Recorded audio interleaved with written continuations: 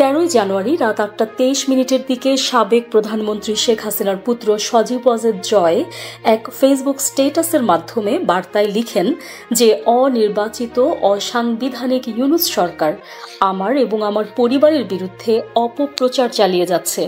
সম্প্রতি তারা FBI এর একটি মিথ্যা প্রতিবেদনের দাবি ফাঁস করেছে।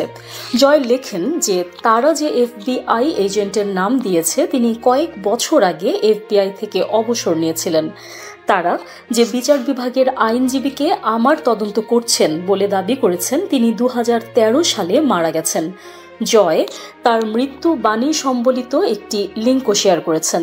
জয় লেখেন যে তারা আমার নামে যে গাড়িগুলো তালিকাভুক্ত করছে সেগুলো হলো আমার 20 বছরেরও বেশি সময় ধরে মালিকানাধীন গাড়ি। একটি ছাড়া সবগুলো বছরের পর বছর ধরে বিক্রি হয়ে গেছে। আমার কোনো অফশোর ব্যাংক অ্যাকাউন্ট নেই। আমি সরকারকে কোনো প্রমাণ দেওয়ার জন্য চ্যালেঞ্জ জানাচ্ছি। পরিশেষে জয় লেখেন, ক্রিস্টিন এবং আমি আর বিবাহিত নই। আমরা প্রায় 3 বছর আগে আলাদা হয়েছি এবং আমাদের বিবাহ বিচ্ছেদ হয়ে গেছে। নিউজ ডেস্ক, সংযুক্ত।